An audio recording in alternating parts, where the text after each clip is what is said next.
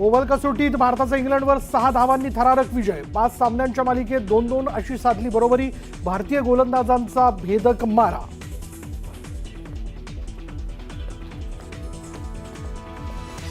वीस वर्षांनंतर आम्ही भाऊ एकत्र येऊ शकतो, तर तुम्ही का भांडता? युतीचं काय करायचं ते माझ्यावर सोडा। ठाकरे बंधूंच्या युतीवर मनसे अध्यक्ष राज ठाकरेंचं सूचक विधान।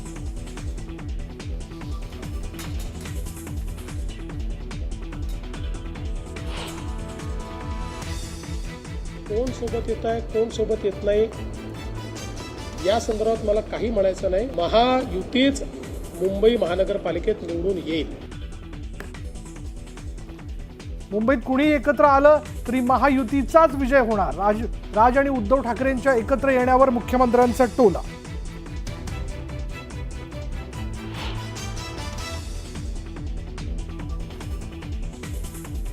मराठीचा मुद्दा घराघरात पोहोचवा। मराठीचा मुद्दा पोहोचवताना हिंदीचा द्वेष नको। मनसे अध्यक्ष राज ठाकरेंच्या पदाधिकाऱ्यांना थेट सूचना।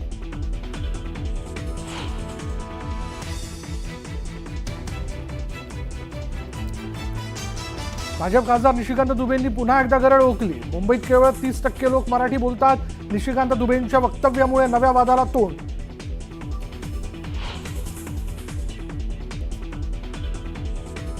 मुंबईत मराठी अमराठी वाद नाही। निशिकांत दुबेंनी कोणतीही वक्तव्य करून वादात पडू नये। मुख्यमंत्री फडणवीसांचा दुबेंना सल्ला।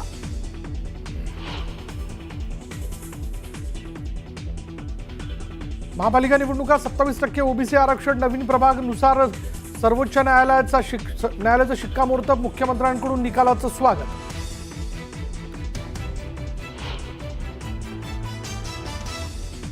काही चांगलं झालं तर कोणी केलं तर आईने केलं, आणि काही खराब झालं तर बापाने केलं। त्याविषयी मला हे फक्त माहीत झालं की शिवसेनेचाही बाप मीच आहे। भाजप आमदार परिणय फुकेंच्या वक्तव्यानंतर शिवसेना आक्रमक। फुकेंनी माफी मागावी शिवसेनेची मागणी, तर फुकेंचा बोलण्याचा अर्थ तो नव्हता।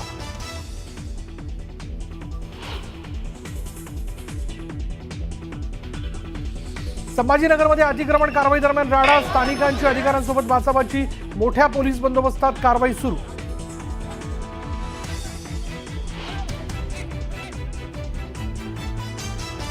एखाद्या बंगल्यावर कुणी राहत असेल तर त्यांना कसं काढणार, तर मुख्यमंत्री आणि इतर मंडळी बंगल्यासंदर्भात निर्णय घेतील। धनंजय मुंडेंनी सातपुडा बंगला अद्याप न सोडल्याच्या मुद्द्यावरून छगन भुजबळांचं विधान।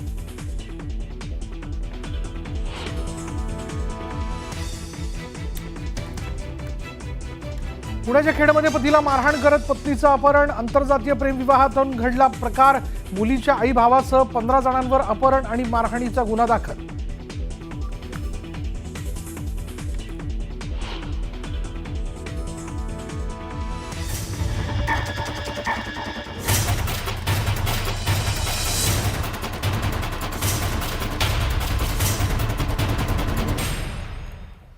महत्त्वाच्या बातमीने सुरुवात करूया। बातमी अशी की राज्यातील स्थानिक स्वराज्य संस्था निवडणुकांबाबत सर्वोच्च न्यायालयाने मोठा निर्णय दिलाय।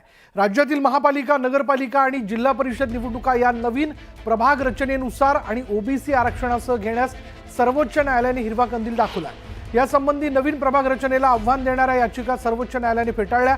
लातूर जिल्ह्यातील औसा नगरपालिकेची निवडणूक ही 11 मार्च 2022 पासून पूर्वीच्या वॉर्ड रचनेप्रमाणे घ्यावी अशी विनंती करणारी एक याचिका सुप्रीम कोर्टात दाखल करण्यात आली होती। ही याचिका सर्वोच्च न्यायालयाने आज फेटाळून लावली। ही निवडणूक सुद्धा नवीन वॉर्ड रचनेप्रमाणे घेण्यात यावी असं निवडणूक आयोगाने अधिसूचित केलं होतं, आणि त्यामुळे आजच्या आदेशाप्रमाणे नवीन वॉर्ड प्रभाग रचनेनुसार निवडणुका होतील हे पुन्हा एकदा स्पष्ट झालंय। वॉर्ड किंवा प्रभाग रचना हा पूर्णपणे राज्य सरकारचा अधिकार आहे असं सुप्रीम कोर्टाने स्पष्टपणे सांगितलं।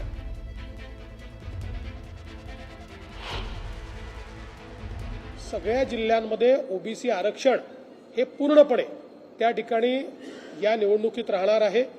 दुसरी मागणी त्यांनी केली होती की 2022 मध्ये जी काही रचना झाली होती त्याप्रमाणे, म्हणजे 3चा प्रभाग वगैरे अशा प्रकारची जी रचना झाली होती त्याप्रमाणे निवडणुका करा।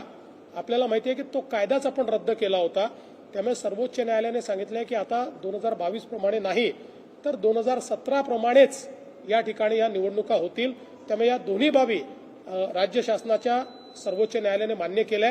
आम्हाला अतिशय आनंद आहे की आता ओबीसी आरक्षणासहितच या निवडणुका होण्यावर पुन्हा एकदा सर्वोच्च न्यायालयाने शिक्कामोर्तब केलं। जवळपास 13,000 पोस्ट 13,000 सीट्स या ठिकाणी सुप्रीम कोर्टाच्या निकालाकरता निवडणुका थांबल्या होत्या. आता या निवडणुका होणार आहे आणि यामध्ये अत्यंत महत्त्वाचं काय आहे,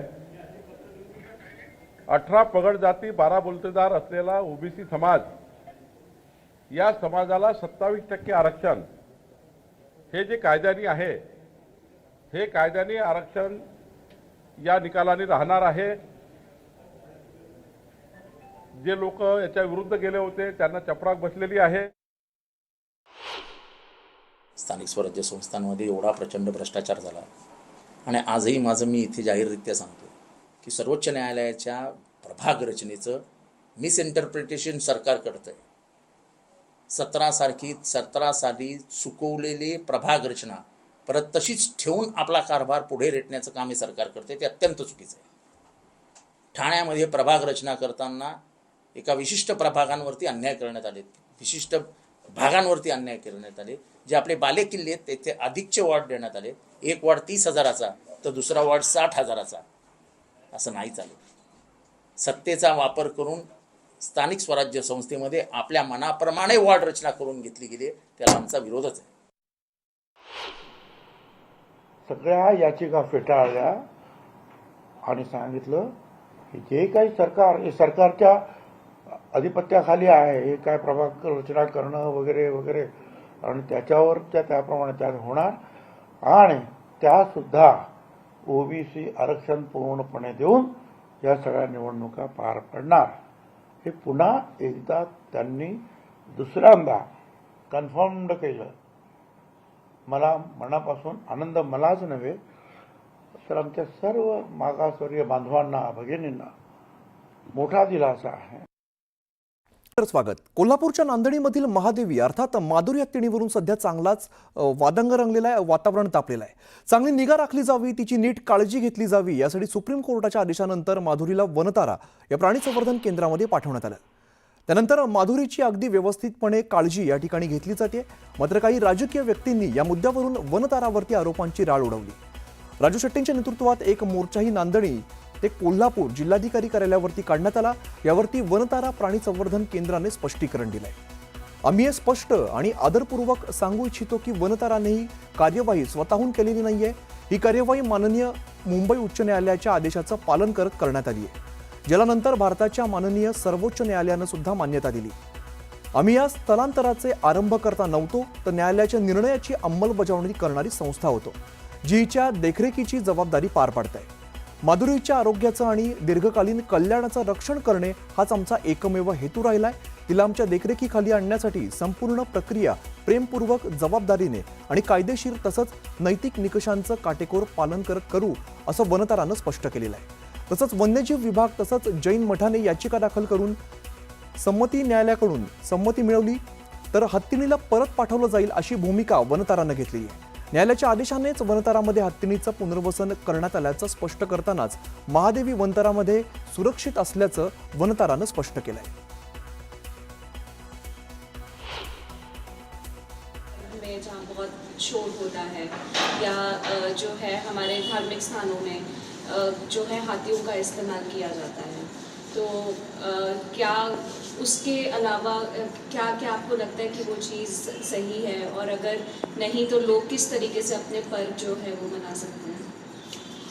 ये तो हमारे उत्सव में या हमारे जो शादियाँ होती है या जुलूस निकालते हैं, उसमें जानवरों का इस्तेमाल करना ठीक नहीं है, गलत है.